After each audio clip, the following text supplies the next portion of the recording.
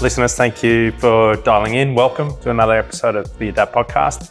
Again, the purpose of this podcast is to discover the stories of small, medium business owners, the challenges they face, some of the creative ways in which they overcome them, some of the epic fails they're going to learn from, all while keeping people and culture at the core of everything that they do. Today, I'm very lucky to have Pete, Winn, Andy, David on the podcast episode. They are the founders of Other Stuff, and I'll let them tell you more about that. Over to you, Pete. Just a quick little background on who you are and how you got here. Pete Winn. I guess I've had several different small businesses, startups that I've been involved with over the last few years, being good friends with Andy for several of those. And Other Stuff was kind of born out of mutual conversations over many years down by City Beach on how we felt businesses should run. And I'll leave it there for the moment. We can get into more later. But Andy, do you want to introduce yourself? Thanks for having us. This is quite an honor for me because I've not actually been on a pod before. I guess my story is quite diverse, quite broad, quite varied. I feel like I've had a million different careers in my life.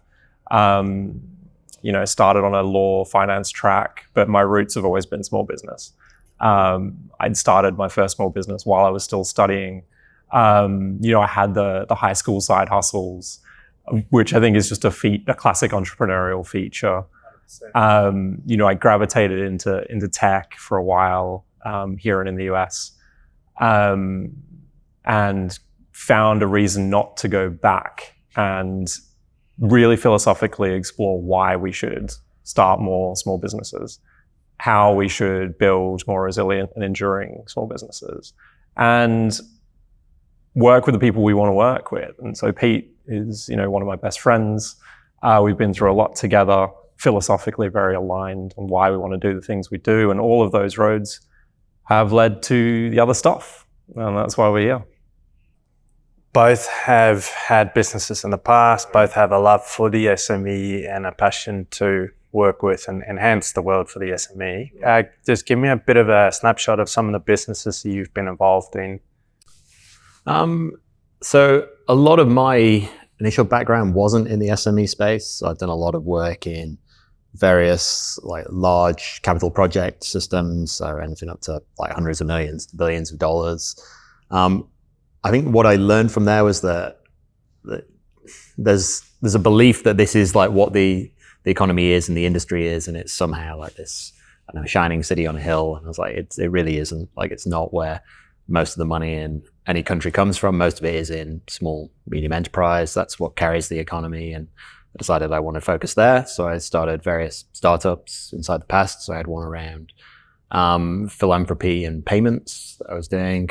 Recently, I've just spent a few years in a kind of Bitcoin startup where we were focusing on effectively community banking, particularly for disadvantaged people or people targeted by authoritarian regimes. So, if you're trying to run the opposition party in Russia, for instance, you have a hard time with your banking. So how do we overcome those various obstacles? Uh-huh. Yeah. So recently I'd moved on from that startup, and that's where I was looking around for what to do next and discussing with Andy about other stuff. Do you want to?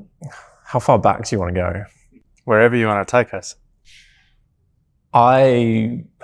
It's been difficult for me because I did do the conventional, track, go off, become a lawyer. And you qualified? Yeah. I didn't practice for long. It was the kind of thing which I always knew that I shouldn't do, but you just have this niggling voice in your ear saying, hey, you should probably figure out what you want to do with the rest of your life. And I think part of my challenge is that I still don't know what I want to do with the rest of my life, but it's certainly becoming a lot clearer now that Pete and I are working together. But I think the beauty of it is that there has been this ability for me to scratch these itches entrepreneurially. And so that's kind of where a lot of the joy in my existence comes from. I found myself even at school, just trying to explore little side hustles, right back when I was just a kid. Yeah. And there were so many formative lessons tied up into those experiences that I don't think about now. They're just ingrained, they're hardwired. I mean, I could tell you those stories if you want, but Or give us an example of one of these hardwired lessons. So I still remember, like, with a couple of friends really early on. I lived up in the hills up in Perth, and we had, like a stream running through the back of our yard, and this went on for, miles and miles and miles. And we had these little river rocks in them. And so one day I collected them because I'd seen one in a nursery. I'd just gone with my parents to buy some plants. And I just thought, we've got a heap of these. They are all over the place. So I started gathering them up with a couple of friends. And I thought, right, let me just cold call a bunch of nurseries. And so I made these calls, started speaking to, and I still remember one guy who entertained me, because you could probably tell I sounded like a little kid. And I said, I've got these river rocks. You guys sell river rocks? I reckon I could do a pretty good deal on these river rocks for you. Because my cost base was basically negligible as a little kid running around. So I could go and hoover these things up. Yeah. And he said, right, okay, I'm interested. How many tons can you supply? Moment where I was like, okay, this is going to be a challenge. This is going to be hard. I can't just go and look at the first thing that I see and try and turn it into a business. It's not going to be that way. And I must have been like 13 or something. It's a bit absurd. But yeah, I'd started my first business while I was in university. I'd kind of started a fashion label. I think that's kind of what everyone, when they're young, wanted to do. I had my own dreams about when you're a kid, you just T-shirt labels. You just want to have host nice parties and meet girls and and look good. And I needed all the help I could get. So I thought, I'm just going to list a couple of friends to help out on this. And, I was really fortunate that, I'd started that with one of my, close friends at the time as well. And we had a lot of fun. We learned a lot of lessons. And this was kind of Facebook business profiles. Facebook existed, but, all the business tools weren't really there or accessible for us yet. So it was hard. You had to get on the phone, call stores, try and sell. And so, a lot of this stuff is kind of hardwired, you get this hardening around this fear of rejection. It just doesn't bother you anymore. Yep. And I think, that's something that we kind of need as entrepreneurs, to just stand up and go again. Yep. Not to get too caught up in the thing. But I've tried so many different businesses, and some of them worked really well. We're selling honey in China right before the pandemic. That was really cool. Amazing. I was working on an education technology company with a small team here and in LA for a while, and that was a lot of fun. And again, the pandemic kind of brought me back. I think I really felt philosophically unaligned with what I wanted to do. So, Pete and I have been exploring. Reignited that search for what is my future and my impact in the world. Exactly, yeah. And all roads just led back to those small business roots for me. And luckily, Pete and I are really aligned on a lot of things philosophically as well. And, other stuff is, we'll obviously talk about this in detail, but it has been something that's evolved, it's grown. It doesn't resemble, I guess, the kind of the embryonic seeds that existed. Yeah, it's really evolved a lot. And I think that's what's super exciting about it, is that we get to, intellectually explore this stuff and just work on it together. It's a lot of fun. Okay. I've got a weird hacky way of trying to tap into the minds and the people that sit in front of me, which is why I ask you to tell me what's one of your favorite indulgences in life, and what's one of your favorite life hacks right now. Maybe you want to go first. I'll give you the indulgence first. It's going to be specialty coffee. Specialty coffee. Yeah, a good batch brew. That's my thing. I can really get behind that. And failing that, if I had to choose a close second, it'd be French wine. Right. But I don't actually drink very often, so it's that is quite a rare treat. Any shout outs for specialty coffee or French wine, a absolute favorite? Oh, I just can't. There's too many. I have too many friends in in coffee, and I don't want to offend anyone. Yeah. Okay. They know who they are. Yeah. Good. Life hack. I could. Okay. You thought you were going to get a pause to think about that? Well, yeah, a little bit. What are we 5 minutes into this? I feel like I'm already going to be controversial. See, this is an icebreaker, right? But I feel like we could talk for hours just on this. Yes. Because I actually have this sense that life hacks are a bit of a misdirect. Right. I think there's a lot of joy and a lot of learning that comes from just doing the hard things, right? And I think if you are, because this implies to me that you're trying to make something a little bit easier on yourself, trying to find a shortcut, and maybe different people have different interpretations of this. But I think actually embracing the hard thing is the thing that makes you more resilient, makes you stronger, but also enables you to extract more joy out of the journey so that you appreciate it more. So if I had to pick a life hack, I would say actually don't look for hacks, look for the opportunity to do more hard things. Because I think that's the thing that will yield you the most pleasure out of your existence. Hands down, the most stoic life hack we've been given on the show. Excellent. But solid, I like it. Thank you. Thank you. Probably controversial in fairness. I'm sure a lot of people would disagree with that. No, see, this is the beauty of the question, right? Because it's about you. It doesn't matter what other people think. Well, there's this thing I've been thinking about a lot lately. It's this notion of the productivity paradox. This has a few different meanings, but the one I've seen emerging is, the more productivity books you read, the less productive you probably are. Yeah. And I do think there's something to this, right? We've just seen this massive proliferation of productivity books at the time where our labor productivity rate was 1.2%. It's the lowest in 60 years. It's well, we're not doing this right, are we? I think there's maybe a cult of busy that's wrapped up in this as well. Yeah, busy work. Yeah, busy work, exactly. And I think that takes us away from the mission critical stuff. It's do we actually need to do all this stuff, or are we just doing stuff so that we don't do the things that matter? Fascinating. I think there's a trap there to get so busy searching for ways to optimize life that you're not actually doing life. I agree. Pete, indulgence, let's go. That's a tough follow. I follow as good answers. So I've probably spent the last 7 years or so, maybe 8 years since I left official corporate life originally, focusing on my indulgence and constructing a life to allow me to indulge more in it. And that is time. It's probably my chief indulgence. I think particularly being a father of 2 young kids, you start to really appreciate time and having those moments to yourself and those moments to think about what you're doing before you do the thing.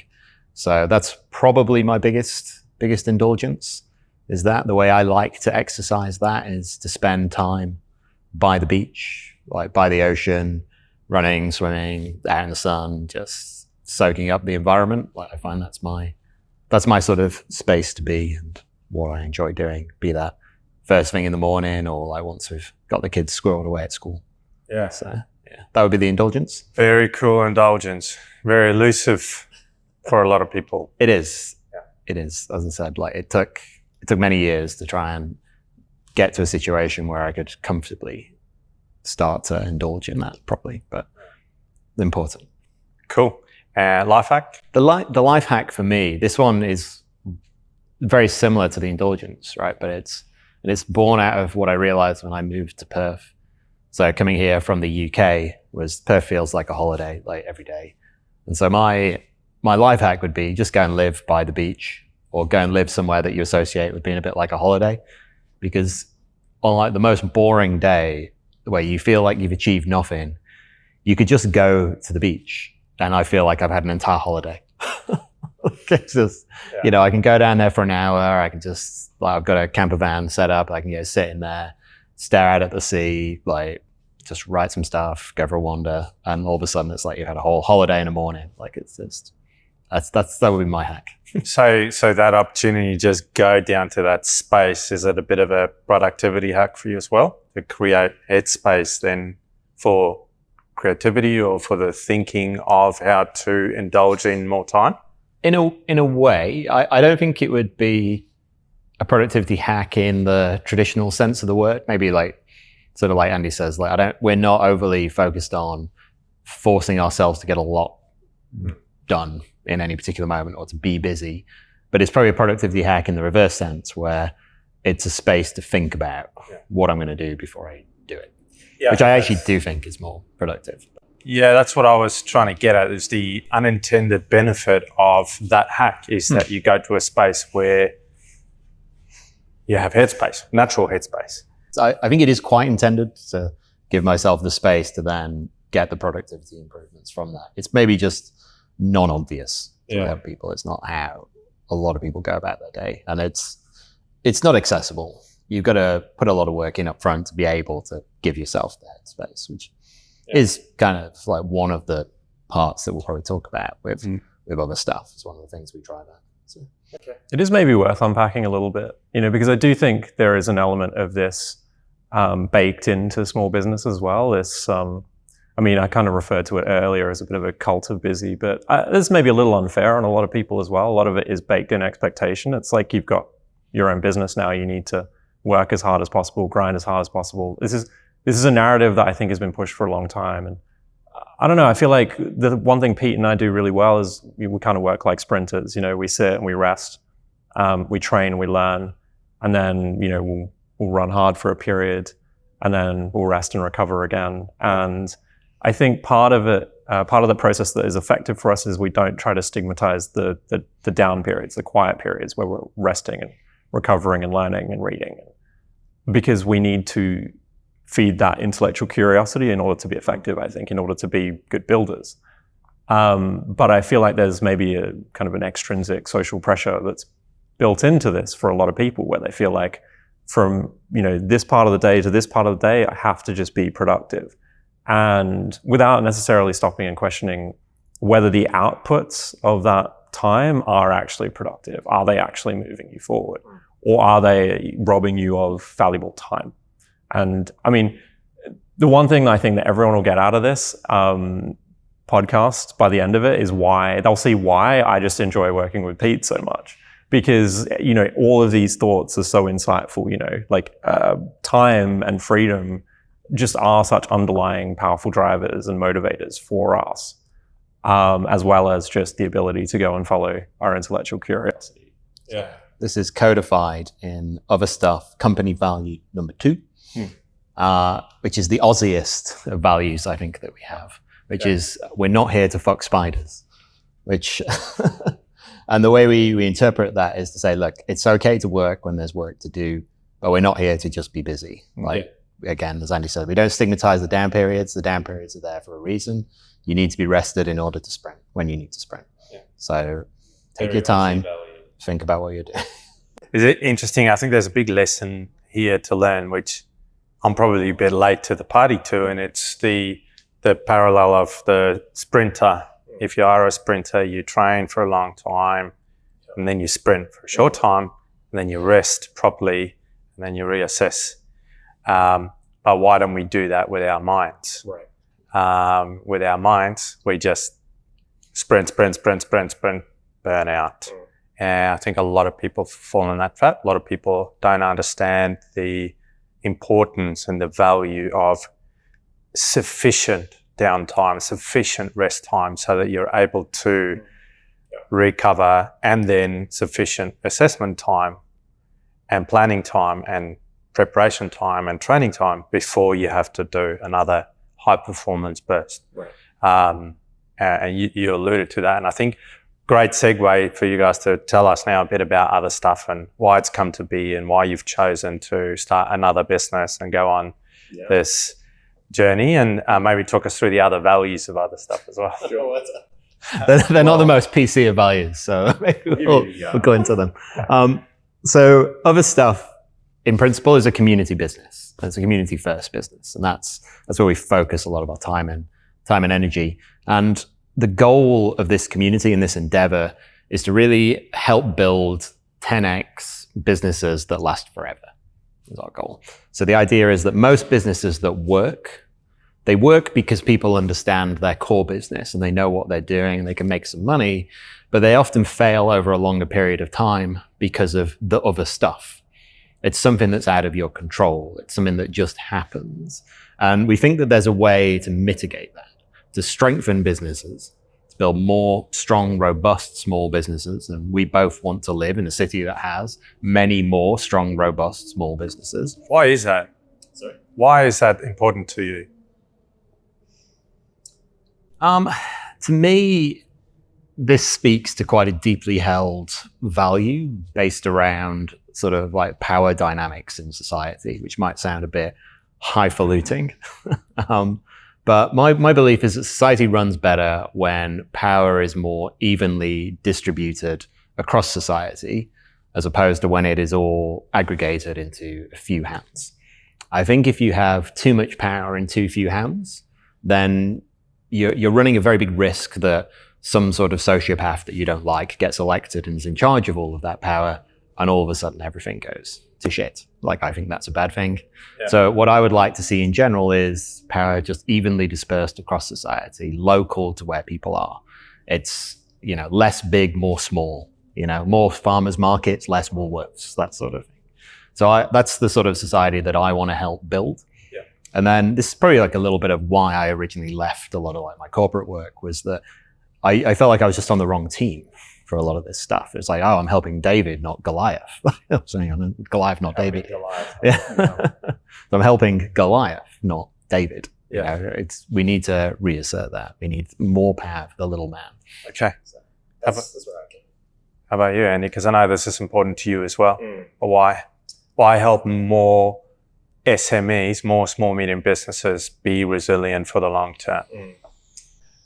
I think maybe this is it's very individual to a lot of people. And I think this speaks to Pete's point about time and freedom, because I think a lot of people give up the freedom, the agency from their life to pursue things they don't know why they pursue. I mean, I did, right? I pursued a law degree from, knowing I didn't want to be a lawyer within probably my first 6 months. And I mean, I enjoyed it. I enjoyed the work. I just didn't see me doing this for the rest of my life. I felt like it was a limiting factor around what could have been an interesting collective experience. Yeah. I think part of this is also limited to this desire to not reinvent yourself, to be afraid of change. Whereas for me, I feel like I'm in a constant process of reinvention. I'm not the same person I was 6 months ago, 10 years ago, 20 years ago. It's a constant evolution. And I think I would love to see more people just take that leap, because I do feel like the idea of small business is embedded in a lot of people's minds. There is something attractive to being able to go and explore the things that matter to them, that they find interesting, that then also enable them to have more agency in their lives and to live with intent and purpose. Yeah. And I think, I would love to see more of that. But then, again, to speak to Pete's point about kind of distributing power, I think we also saw how destructive the recent past was for small businesses. Policy decisions that were made during the pandemic were particularly costly. And in particular, can you give a specific example? Well, there are plenty of examples that I think a lot of people rightly or wrongly may disagree with. I think, for instance, we were very restrictive on small business and the way they could open, and we were less restrictive on big business and the way they could open. This was rightly or wrongly how you want to implement a policy. It was not evenly implemented, and I think small business kind of bore the brunt of that. Small businesses don't have a position at the table when it comes to lobbying, for instance. So what you find is a lot of laws are written in favor of larger businesses because they can be in the ear of the people that make those decisions. Okay. I think that's probably just a reasonable fact. Yes. I mean, how do we change that then for small business? It's a tough question. I mean, it does kind of strike to the heart of what I think we care about at Other Stuff as well, though, which is, so I talked about it being a community business. The way we like to think about this is like, what's that community about? Like, what's it around? And we term it around this concept of business modernization. So it's the idea of there's a lot of things that are going on in the world, and some of them are going to affect your business. And like your core business is unaffected. It's the other stuff that's going on that's going to cause it. So how do you modernize how you deal with that other stuff? And how do you make yourself more resilient? And so we have this simple model that we call our up-up-down model. And so the idea of up-up-down is we want margins up, capital up, risk down. And there's various like technologies and trends that we align to each of those aspects. But the idea is you want to make that small business more robust initially in the margin space. Margin is all about, can I exist today? Can I continue to live day to day? So a great example of this would be if we took a brief story and we said, you've been washed up on a desert island, Gabe, and you don't know what to do, and you decide that the first thing you're going to do is you're going to try and catch a fish. And you catch a fish every day, and it takes you all day to grab a fish with your hand and get your fish, but you're eating and you're surviving, right? And then after a couple of days, you decide that, like, this is no good. I'm spending all day catching a fish. I eat one fish. I'm not getting ahead. What am I going to do? And so maybe one day you start catching 2 fish. You have got to try extra hard. You're staying up late. It's a lot of work. You catch 2 fish, and that means the next day you can eat that fish while you work on a net. And what you're doing here is, once you've established that net after a week of hard work, all of a sudden you can catch a week's worth of fish in one go, right? This is like the equivalent of margin up.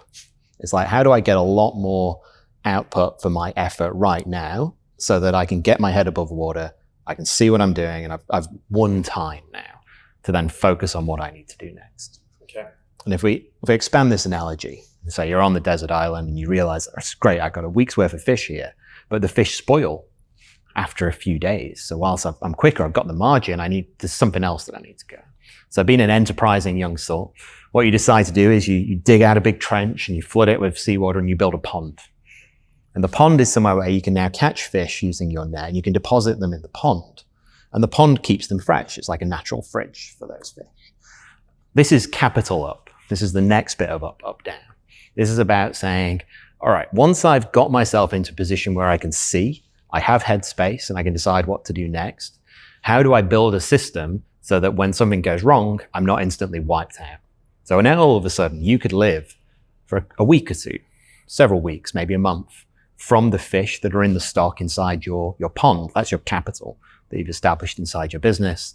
And then the final bit of this would be the recognition that if something goes wrong with that pond, all right, back to square one. Yeah. Back to square one. So then all of a sudden you introduce new capital goods and you start to smoke some fish. You build another pond and you diversify that risk away from your business. And you get rid of these single points of failure. And all of a sudden now your margin up, capital up, risk down. And this is you on a desert island living forever. And we think you can do the same sort of things inside a business context. Yeah. And the way to think about all the stuff that's not your core business is, all right, am I up, up, down? Am I margin up, capital up, risk down? Yeah. Well, I mean, any business who could get those two up, margin and capital up significantly and risk down significantly, improves their resilience factor, in my opinion, by an order of magnitude, no question. Yeah. Give us a practical example in a business now, what that might look like, a typical SME. How would they try to achieve that? Yeah, so I mean, so we believe there's an order of operations to these things, right? In the story, what you didn't do was build a pond first or build a smoker for your fish that you don't yet have in large capacities. So the first thing you should always be focused on is margin. And this is the core problem with most small businesses right now, right? Is I look at a small business and I say, right, my core cost basis here is people. It's like, I've got great people. They're my biggest cost. They're my biggest resource. You know, this is like the biggest opportunity I have is these people. But I'm just flat. I'm level, right? Like I get some margin, not enough. So then the question becomes, all right, well, how do I improve the margin that I can charge, so the money that I can make from like the productive output of the people that I already have? So one of the things that we're looking at in other stuff is utilizing tools like artificial intelligence, AI, and automation in various different ways to just accelerate the output of each person. So instead of each person being a person, could you almost give them a team of 10 robots that they work with that can support them in their everyday activities just to improve that output? Because again, because you've got like the core cost basis of a lot of these businesses being humans, as soon as you can improve the output of any particular person by 50%, 100%, if you can double the output of a person, all of a sudden it's have a really meaningful effect on your margins as a business. And I think this is how we start to free up headspace for people. It's a very, very important point, because the number one overhead burden for most SMEs typically are their people, if they're not a heavy cost of goods based business. And then if you don't have margin, the only way to try and create margin is to lower that overhead, which means you have to let your people go, which is the last thing you want to do, because it's got detrimental impact in your culture broadly. And it might temporarily improve margin, but now with people leaving, your capacity goes down and you're just not able to get ahead. And so many small businesses are stuck in that trap. And what you're saying is there's another way. And that is, how do we get your people, that's your most valuable asset, to increase their output or their productivity or their efficiency, because with that comes margin. Yes. So we would say that like firing staff to increase margin is up, down, up. It's not up, up, down. It's wrong. This is a quick evaluation. You say, all right, well, maybe the margins go up, but you're actually losing like your human capital and the ideas and like all the investment that you've got in these people. So the capital goes down and the risk goes up. Like, not only have you now put more work onto everybody else that's left in your business, you've lost key components and knowledge, what you had in that business to begin with. Absolutely. So it's entirely wrong. And damaged culture, I think is, So you have like short tail and long tail risk there as well. That bears out over time. But this is like the common implementation from a lot of like, say, management consultants, right? It's like the quick fix that we'll get paid for is to just come in and recommend you cut your head count. And rarely surgically, it's just, we're just going to come in and make cuts, right? You've got to do that. And this is like it's like the archetypal small business, right? It tends to be constrained margins and also capital constrained. And so you have to make decisions within like a very limited framework. So wouldn't it be great if we had a framework that enabled you to take advantage of these technological breakthroughs that help you improve your margin?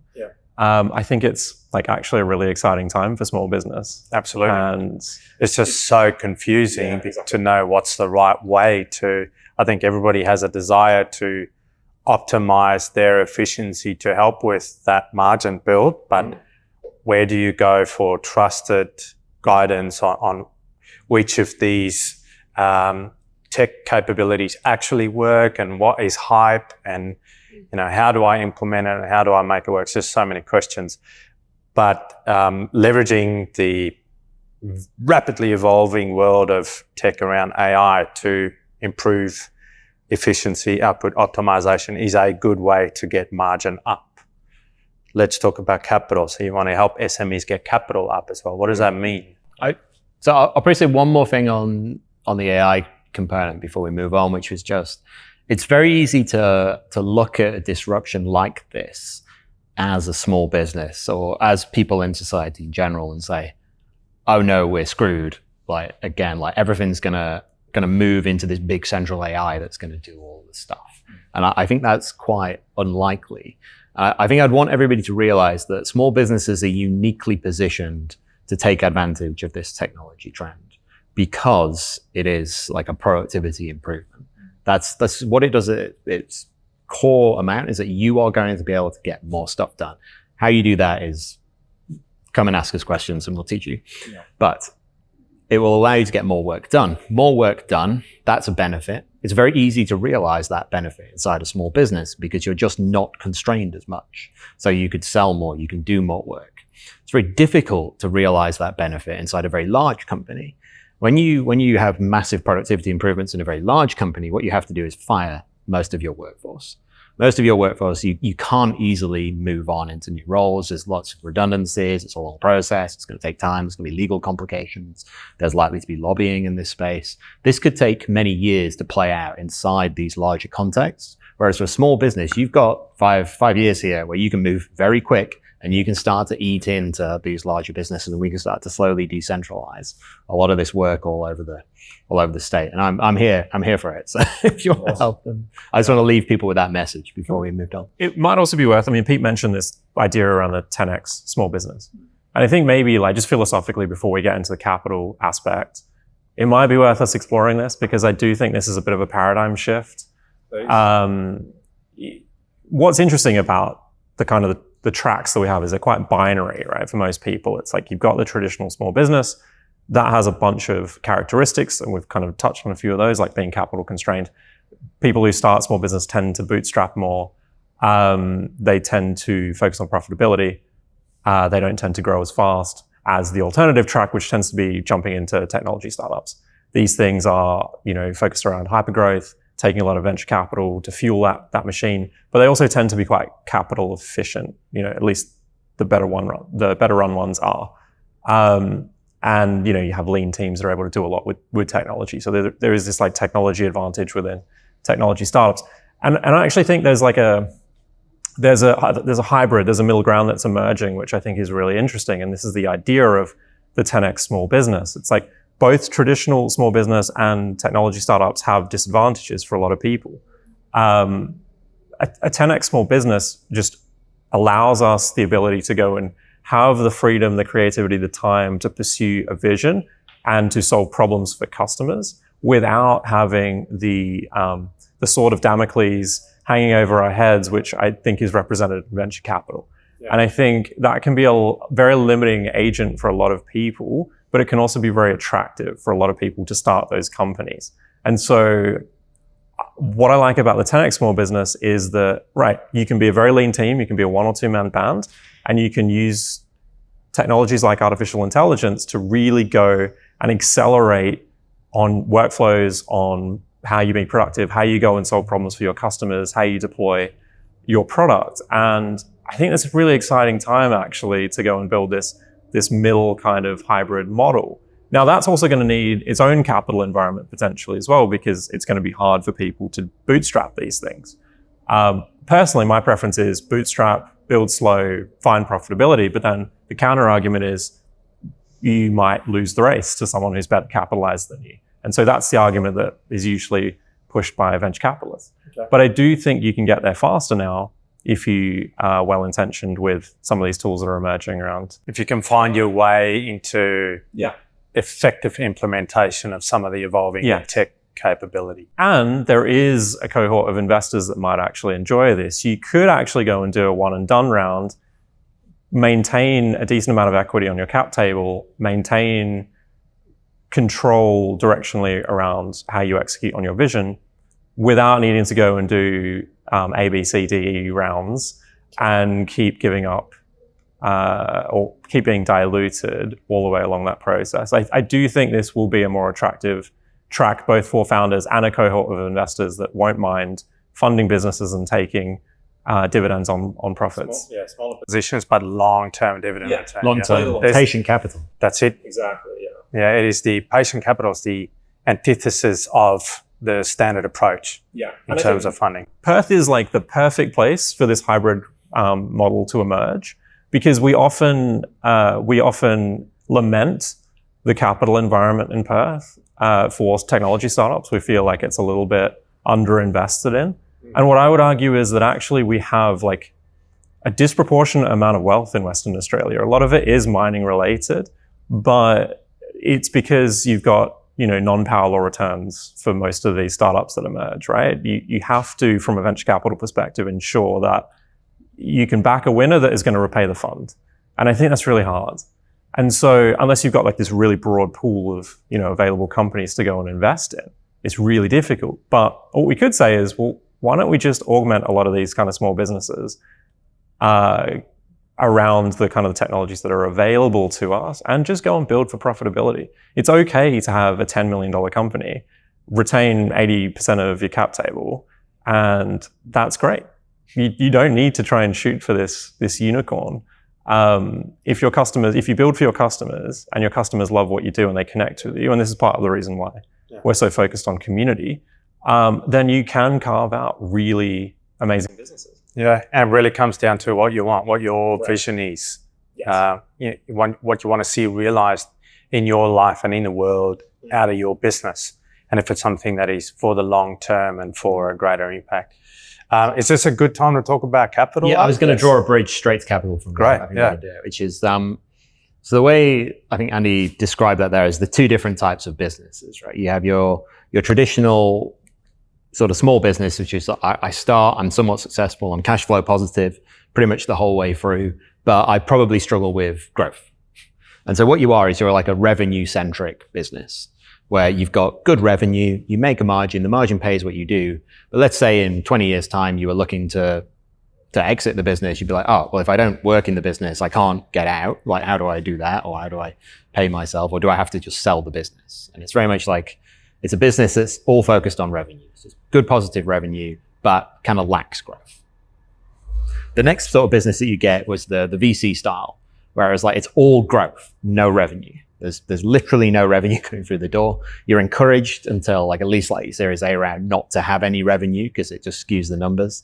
It's all about getting users, getting people involved in your project and then selling the users as opposed to any of the revenue coming in, and then focusing on this hyper growth, like hockey stick type growth. And then you extract monopoly profits at the end of that, which then everybody hates you for because they're used to a free product and now you're charging them tons of money for something that they thought they got for free. I think there's a way of merging these two things, which is what we talk about in our capital up approach. Is wouldn't it be great if you could have a revenue business that had free cash flows that came off, but you could attach to it a hockey stick style growth projection. So all of a sudden you could just run your business and over time you get hockey stick like returns and growth without this investment and selling your soul into this venture capital world. Like, no offense, venture capitalists out there. And the way we look to do this is something that's been playing out over the last 15 years, and you've seen in a lot of personal circumstances, which is Bitcoin. Like we talk about it as like a sound treasury management. So one of my big turning points when I got interested in Bitcoin years ago was somebody kept talking about sound money on a podcast, and it really like stuck in my head. And I remember like walking out my gate like in the yard and just thinking, sound money. God, that sounds much better than the alternative.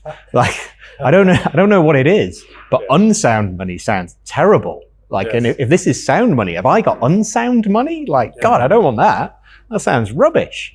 So I thought, all right, I should look this up. And so I Googled it. And then it's almost like that situation where I like came up from the stream like 2 years later and I was like, oh God, this is what's going on. And I'd spent a lot of time like with lots of like economics podcasts and various books reading on things to understand like, well, what does this mean? Yeah. And really like sound money is like a money that you can trust, like something that you understand, that isn't changing from under you. It's like one set of rules. Worth something today and you've got peace of mind that down the line it's not all of a sudden going to be worth half or a quarter or less. Yeah. Yeah, and this might sound weird, right? Because I mentioned Bitcoin a minute ago, and then we said, well, it's not going to be worth more or less, and you're like, this thing's all over the place. Like, what do you mean?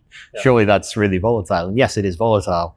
But one of the things that's not volatile about Bitcoin is that you know it's got a fixed supply of units. There's 21 million Bitcoin. That's all there's ever going to be. It's had a predictable supply curve into the market for the last 15 years, and it has never deviated from that supply curve at all. It's like a set of rules that's been set and aren't going to change. And there's a money. So it becomes a money that's native to the internet. As more people adopt it because it has a fixed units, generally the price will go up. Just out of interest, how do you justify to anybody listening that it's never going to change? In order to change Bitcoin, what it means to change Bitcoin is that supply cap is enforced every 10 minutes as a new block comes in. In order to change it, what you would need to do is you would need to change the software in approximately 100,000 computers that are spread all over the world, generally run by people that own Bitcoin, and they would be negatively impacted if they made that change. But that's who you'd have to convince to make the change on all of those computers at the same time in order to then move Bitcoin over. Okay. Now, it's very easy to change that code and just run it on a bunch of different computers. And that would be what we call a fork of Bitcoin. It looks like Bitcoin, only there's 42 million of them. This has been done thousands of times over the last 15 years, and all of those are worth approximately $0. Like they tend to just bleed out over time. And to the core though, why has Bitcoin prevailed and is worth what it is today? And why do you believe that it will continue to evolve in the right direction? So what you would find is, like, say in the West where we are, like we generally have reasonably good payment stuff. Our money's like we're not in Venezuela, we're not in Zimbabwe, we're not in South Africa. Like our money is keeping some amount of value for us over time. It is actually degrading quite a lot. Like there used to be in 2008, prior to the global financial crisis, there used to be $800 billion of money in the world That's how much like dollars there were. There's currently around $20 trillion of money in the world. So there's over 20x the money that there used to be. So you might want to ask yourself, like, okay, I mean, presumably we all got like what, 20x pay rises over the last 10 years. Well, you probably didn't. You might have got like a double or something like that in that sort of time period. And so that should give you an idea of like, there's a lot more money in the world. It didn't generally flow to people on the lower end. This is probably why things seem more expensive over the last 10 years. Like, the way out of that is you move into a system where somebody's not diluting the amount of money in the world, and you start to park some of your reserves there. So from like a personal situation, like what I did and what I've seen many other like Bitcoiners do, is say, okay, well, I'll just take a proportion of my salary or my profit, my free cash flows, and I will just move them over there into Bitcoin, and I don't need to touch it. I'm going to use it as a savings vehicle. And what I'm doing is like a 10-year trade whereby I move some money over there, and then in 10 years, I expect it to be worth more than it is now.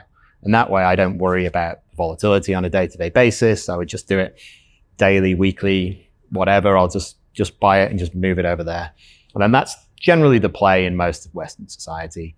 I mean, what you've seen is more and more people free themselves up from their day-to-day work because of investments like this. And it's that sound capital management.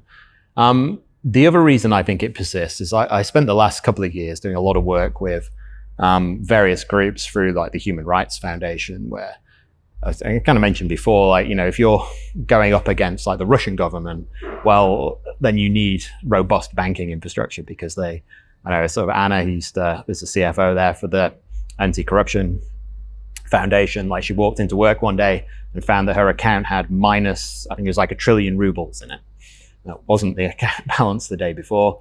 You ring the bank and you say, what's going on? And they just say, yes, that's your balance. Done. And you're unbanked.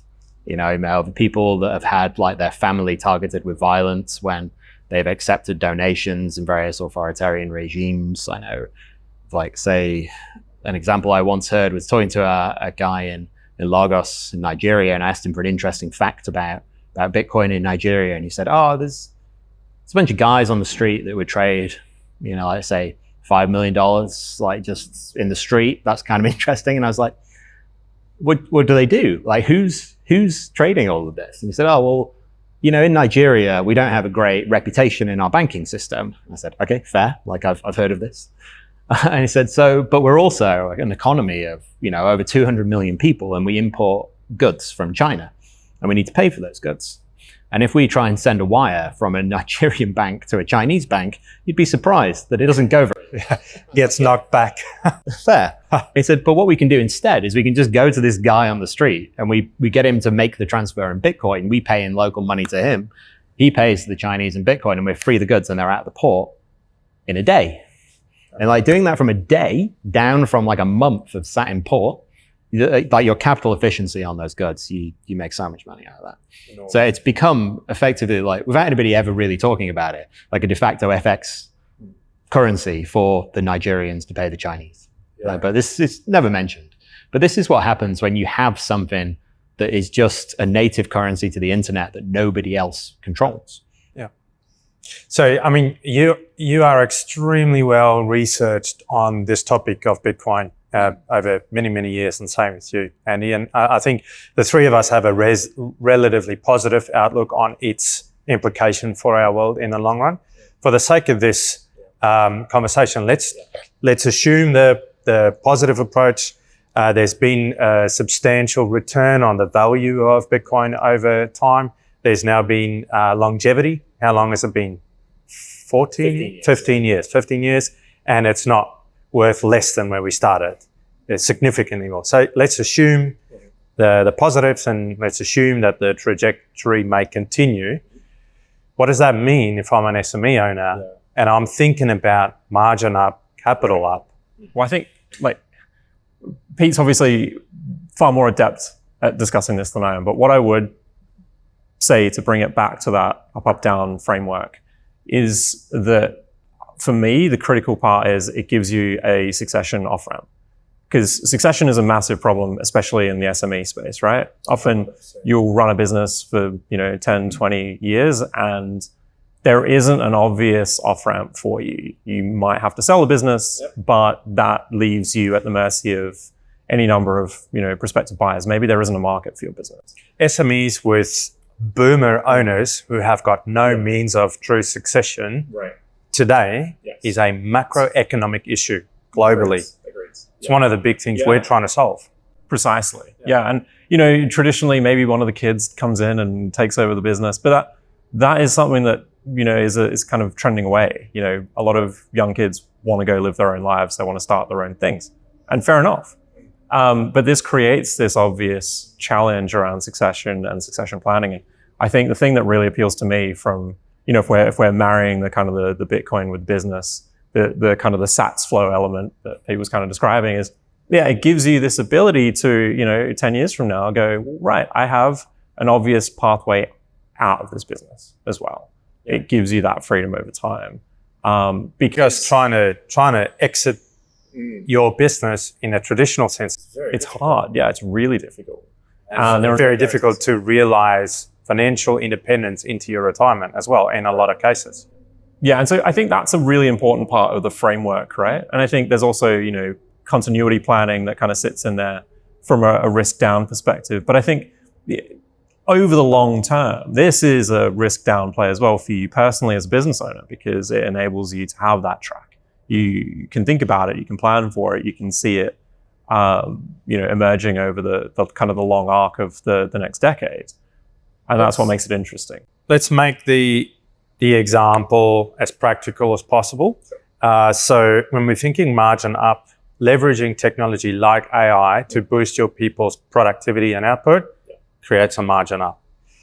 Practically, what would it look like in an SME to get my capital up? I can really simplify it too, right? It's treating money like your grandma used to treat money, right? Like, so your grandma, she used to get money and she used to put it under the bed. And then after a period of time, she would get that money out from under the bed and it would be worth something. That's not the case anymore, right? Like if you tried to save for a house like that, you would put money under your bed, you'd come back 10 years later, you'd get the money out and you buy a tent. Like, no, we're not here for that. Nobody wants that. So what's happening is that we've got massive inflation. I know inflation rates have only recently started ticking up in the last 2 years. But what's been hiding all of that is all of the productivity improvements that we've had that should have driven prices down over that time. The natural effect of prices when entrepreneurs compete and we bring technology to the game, we always compete on price and driving price down. Nobody competes to drive price up because nobody wants to buy that. So the natural inclination is prices should come down. What we haven't seen was prices go down. Prices have always gone up for some reason, except in, say, technology and TVs where there's just hyper competition in those spaces. But everything should be coming down. Food should be coming down. It should be getting cheaper. Like drinks should be getting cheaper. That's how the world should work. But it doesn't, and it doesn't chiefly because there used to be $800 billion in the world, and now there's $20 trillion. And when those $20 trillion flowed into the world, they didn't go to you or to me or to Andy. So what you need to do is you need a money that works like grandma, right? Where's the money that isn't getting inflated at this hyper, I shouldn't say the word hyperinflation because technically that means a thing. Okay. But, there's rapid inflation going on everywhere in the world right now. In some places, it's worse. In Argentina, it's been very bad. Like in Turkey, it's been very bad. I mean, these are big economies. Like Argentina used to be the biggest economy in the world. Turkey was a G8 economy, and it's been absolutely crushed over the last 3 or 4 years. You can really see it in the prices of things over there. And it destroys the economy, and it destroys it for everybody. It will gut the middle class. There'll be some wealthy individuals that survive. Everybody else is going to be destitute. Like it's worth looking at these countries and to seeing how that plays out. What you want is the money that isn't that. What's the money that's not inflating? It's Bitcoin. So do we say, all right, go out and put all your money in Bitcoin? No, that might be risk up because Bitcoin is volatile, right? Yeah. What you want to do is you want to take like an up, down approach to this, which would be, okay, well, how can I start to say, I've already driven my margins up. And this is why you do margin first. Margin first always. Like make sure you can eat today before you worry about whether you can eat in a week's time. So we drive the margin up and then we say, okay, well, from this increased cash flow, all right, now what I'm going to do is I'm going to sweep some of that free cash into Bitcoin. And the way to think about this is you'd say, what's the money I don't need for the next 10 years. And like, it's the sort of thing you might do on your own personal thing when you're planning out your finances to say, okay, well, there's money that I've got now, or maybe I've got this reserve, like emergency fund for what I might need if something goes wrong. And then this money I don't need. Like I could put this away for 10 years, not look at it. And then when it's there, I'll bring it back out.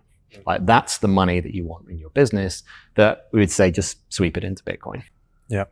And the thesis is that in time, because if you're doing this, you're trying to build a business for the long term. Yep. The thesis is in time, when you might want to realize a change for your life, there should be an appreciated value in that store of Bitcoin that you've put away over a long period of time. Yes. It's also, I wrote... And it's accessible, it's transactable, it's not locked into something where you are trying to, it's liquid. Yeah. It's probably one of the most liquid assets in the entire world. Like in almost any country that you happen to be, you could liquidate this for local currency within the hour. Now, there's an article I wrote a couple of years ago, which was called, "Where's the best place to stand in an earthquake?" And the idea was, okay, well, if there's an earthquake going on, where do you want to be? The best place to be is somewhere else, right?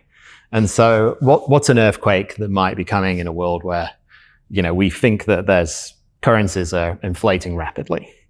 We'd say we maybe saw one back in March.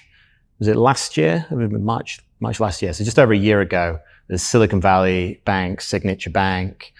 I believe there's one more, Silvergate Bank, all went down over the period of like pretty much a weekend. Yeah. I think there was an awful lot of flapping around how to deal with that and what the impact was and who was going to be wiped out. Now, the natural thing should happen there is that the equity holders of the bank should be zeroed. Like the bank has failed, you don't own anything, we sell all the assets off, we give it to the debtors and so on. And we try and return some money to people. What happened instead is the government came in and they underwrote all of that. They effectively, the Fed in the US effectively came out and said, we will write a blank check for however much it costs to guarantee all the banks. Now, the interesting thing there, the reason they had to do that is the structural bankruptcy that happened there was because of the interest rate of US treasuries going up. As the interest rate goes up, the value of the asset goes down. This is the way you value bonds. And it effectively meant that they had no reserves in any bank, and all those banks were bankrupt. It's also true that every other bank in the US, all of them were bankrupt in the same way. Like what that would do is it would wipe out all of your savings that are in the bank. A very interesting thing that you could have there is, well, what if I was stood somewhere else in this earthquake? If my bank goes down, would it be nice to have money that is not inside the banking system? That you can continue to pay your staff, your employees, you can pay your creditors, you can pay your suppliers. You can continue to do business if you have that. If you don't, then you don't. So it also provides a sort of like risk down component to this as well. And usually what we've found is like in the up down framework, there might be like, say, AI is very big on margin up because it's just the main thing, but it also has risk down capabilities as well. Similarly with Bitcoin, it's our capital up lead technology, but it's also got aspects of margin up because it gives you access to a broader, more global market, and also risk down because it allows you to sidestep out of the current system and have other alternatives for how you operate. Correct. It also allows you to compete as a small business, right? Because love this idea. Yep. Keep going.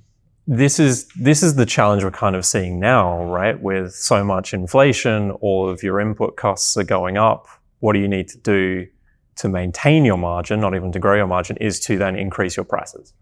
And this has a cost on your customers as well, right? They've got to go and wear that to some degree and go, can I keep affording to pay for this product over here that I might want? It really then depends on how elastic that product is, because people will then look at available products to switch out to.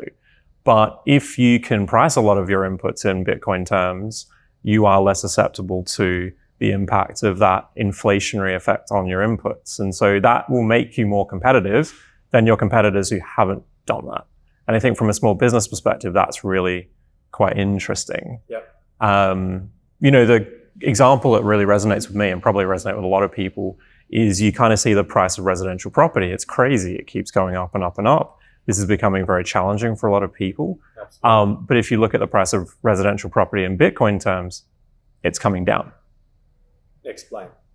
Pete's probably better to do that than I am, but this is just an interesting phenomenon, and I think it's because you do see the value of Bitcoin over time, over the long arc of time. It's holding its purchasing power or growing it. If we have show notes, I can provide a link to a chart which does this. Definitely. But what it does is, I know a gentleman from Canberra who's like a good Bitcoiner friend of mine in his 70s, and he's very into it. One of the things that he would do is every quarter he would go and figure out the median house price of all the houses across Australia and each of the states. And then he would track them in dollar terms, like how much it would cost for a deposit in dollars, and then how much the deposit is in Bitcoin and how much the house is worth in Bitcoin. And what you see is that over, say, like a 10-year period, a house that used to cost you, say, 3,000 Bitcoin now costs you 5 Bitcoin. Okay. A house that used to cost, like 5 years ago, used to cost you 300 Bitcoin, now costs you 5 Bitcoin. So would it be fair to say that the appreciation in value of Bitcoin over time far out accelerates the appreciation of residential property values? Is that why it becomes cheaper in Bitcoin terms? What's happening? The other way to look at it would be that what we see in the world is that it's not, as I said before, like there used to be $800 billion and then now there's 20 trillion. These are such vast numbers that we have no concept of what's going on here. We don't intuit these things very well. We just see house prices go up. And we think, all right, house prices must have to go up, which is weird that a house that was built 10 years ago is worth more now. Like in some ways it should have depreciated, right? That's what you'd expect of things. And it's because of all of this underlying demand and money that entered into the system. So in some ways you could say like, yes, Bitcoin out appreciates it. Another way of saying it is Bitcoin actually prices things correctly, and prices go down in Bitcoin because Bitcoin just doesn't move. With the Aussie dollar particularly, or the US dollar, like, you know, there's vast more amounts of this in the world now than there were 10 years ago. There's the same amount of Bitcoin. So when you price the things in Bitcoin, what you find is that everything goes down. And that plays out as it's appreciating against the dollar. Okay. So then take us to risk down for SMEs. All right. Do you want to start or do you want me to go? Go. Yeah. Okay. So risk down, if we go back to our initial story, our Gabe Caruso moment that we had there of surviving, it was really, you were in a pretty good position. You know, you had your net, you could catch fish, you had your stock of fish. And then the next thing we wanted to look at was, all right, what about things that go wrong? So I'd say like margin is all about how do I live today? How do I give myself time to think? Capital is about saying, right, if something goes wrong, I want to be able to survive. And then risk down is all about saying, right, how do I stop things going wrong? So the framework here is really about, all right, how do I start to remove these single points of failure inside my business? So when we said like, you know, Bitcoin also gives you risk down behavior, it's because you've diversified all of your financial arrangements all of a sudden. A business can't run without money. You have money in the bank and you have money not in the bank. So if banks go away, you're still good. That's risk down. You've diversified a thing there. The same could be true of suppliers. So, you know, like how do you get more suppliers? How do you have a better relationship with your customers, for instance? So like a big thing for us is that one of our core values is that community is capital. You know, the capital that you build in your company is what's going to be worth a lot over time. We think one of the core components of that is all about community. And community is a way for you to add way more value to your customers than they can get from any particular transaction. And so reinvesting and building this community can strengthen those bonds between you and your customer. Now that can be a risk down element all of a sudden, because now you're not just a transactional component with those customers, you're actually a community component. So there's more value that's added on to that. Okay. So then, you guys have had an extraordinary journey to this point. You've done a lot of things, you've done a lot of thinking, a lot of research. You have a real proposition for SME owners out there who wants to build for the long term. What's maybe one of the biggest epic fails you've had to endure in your life that's led you to your way of thinking today, or some of the lessons that you carry today? And then also, what's a bit of advice that you want to pass on to any owners out there that's building for the long term, building for resilience? Sure. Andy, you kick us off. Before I answer, I might just give you a very quick bridge to this point, right? Because we've talked about other stuff, and it might be worth talking about why it's called other stuff, right? Because Pete alluded to it early in the piece, but bring it home for us. Well, just to round that out, I think it's really interesting because the last thing we want to do is go and tell a small business owner how to run their business, because they've been running it for 5, 10, 15, 20 years. It's ingrained. We've not run it. But the thing that catches people out is the other stuff. And Pete and I have this saying, it's the other stuff that fucks you up. And so really what we want to do with this framework is to help people get across the other stuff, to turn these potential risks into sources of competitive advantage.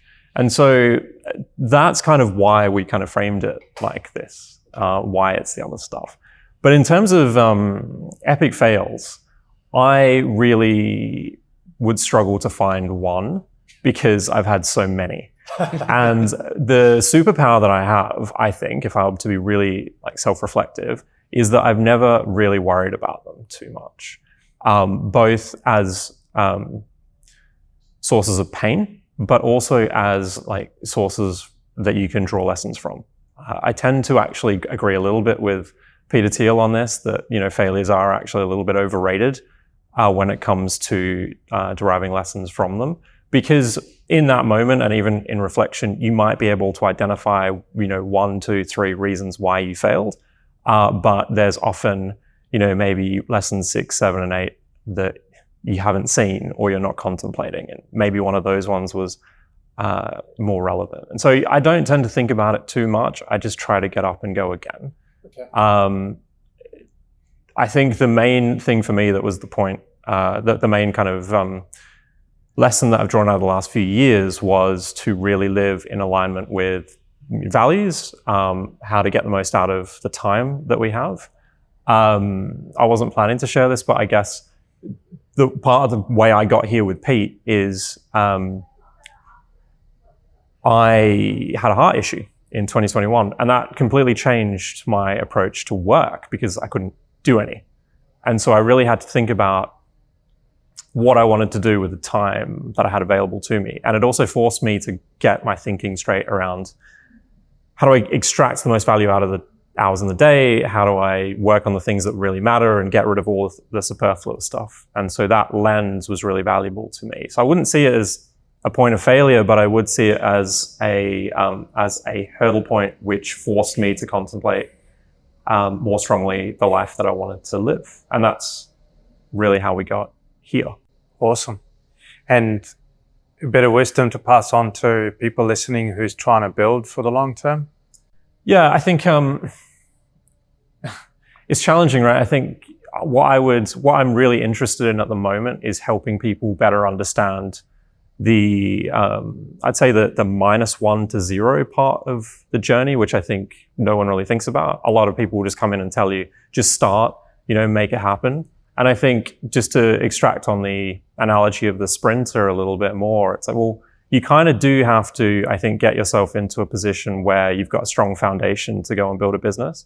And there are a lot of elements to that, right? So the lesson there is don't build from a position of weakness. And the weakness might be, it might be physical health, as it was for me. And I didn't take this advice, right? I just went because I had to. Yeah. Or it might be mental health. Or it might be physical fitness. All of these things are really important to enable you to build from a position of strength, because your business will confront you, your customers will confront you, the situation will confront you, and you need to be resilient enough to survive that and push through it. And so I think the early, before you even line up at the starter's block, you kind of need to, I think, ensure you are ready for the journey ahead. Great. I actually think there's some real sage wisdom in that. There's a lot of sentiment about just start, just make a start, just go, which has got a lot of merit. But if you start from a position of weakness and you haven't considered it, you're not really setting yourself up for success. And if there is the opportunity to take that mentality of how do I have the strongest possible starting point, but not delay the execution. Exactly. That's a good alternate approach. And you will start if your conviction is strong enough. Absolutely agree. And that will force you The to why, be ready. Yeah. And I think that's the key thing. So don't do it if you just want to go and make a bunch of money. It's like, just feel really strong conviction with your purpose. And your purpose will be your customer and your solution. And if you have that strong conviction, you'll wake up every morning, you want to do it. You want to work on it. It won't feel like work. And then you won't feel compelled to do all of the busy things that you just think you need to. You just cut through that noise to give your customers signal. That's it. Awesome. Thank you.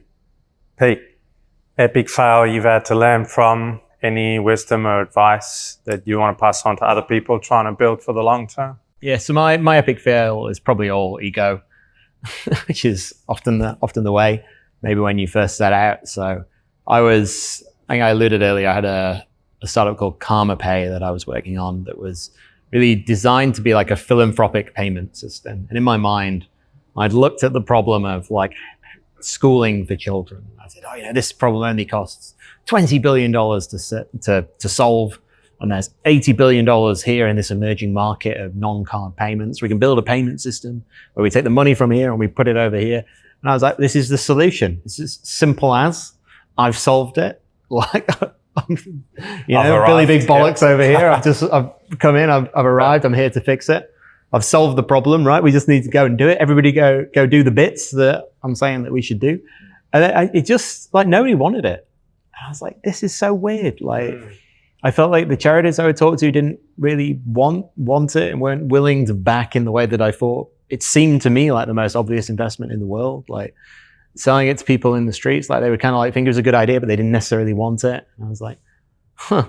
And it was this real like humbling moment for me where I'd like felt like I'd arrived at this epiphany of like how to solve a major problem. And I'd done all the thinking. But what I realized is like I didn't know what anybody actually wanted. Yeah. People would say things like, that's a great idea. And it's like, oh, cool, do you want to buy it? Like, oh, maybe next week. So, like, it's like, oh, right, well, there's a disconnect here between what we're saying and what we're doing. And so what I found after that was like, okay, don't argue with people and the market, right? Like, just like observe what they do. Like, observe what they do when you're not forcing them. Don't just ask and say, like, oh, do you think this is a great idea, and take that as validation? Like, ask for people to pay you for something. And then if people are willing to give you money, well, then if nothing else, you've probably priced the thing right. It doesn't mean that you've learned everything, but you've learned something. Somebody is willing to invest scarce time and money into what you've put together. And if that's the case, there's probably value there. And then once you've established that there's value there, you can grow that value. So I'd say the advice then, off the back of my massive ego and failure, was, hey, don't have a massive ego, but also just focus on like what people are actually telling you based on what they buy and where they put their time and money. Time and money can't be replaced. So yeah, awesome, really solid. And how can people get involved or learn more about the Other Stuff community if they're interested in figuring out how to up, down in their business? Yeah. Simplest way is you go to our website, which is otherstuff.studio. Otherstuff.studio. I'll add it in the show notes. Yeah. If you go there, there's a newsletter you can sign up to. It'll put you on the waiting list for the community. We'll start introducing people. We're in like a pilot phase at the moment. So inside that community, you have access to all sorts of AI tools. We're going to be developing a lot more. There's support around how to use things. There's training and so on. But we'll start slowly moving people in. So awesome. Guys, thank you very much. You're both very busy. Appreciate the generosity of your time and your life experience and the lessons you've learned and sharing it with the community. Very excited to see what you do with Other Stuff, especially because it aligns so closely with what Adapt's passionate about, which is to help SME owners build long-term resilient businesses that can create wonderful communities. Thank you. I have a feeling we're going to have another episode down in the future where we learn about all the amazing things you've done. And yeah, let's just go build a great SME community together. Love it. Thanks. Appreciate it. Thank you. That's what we're here for. Thank you. Good job.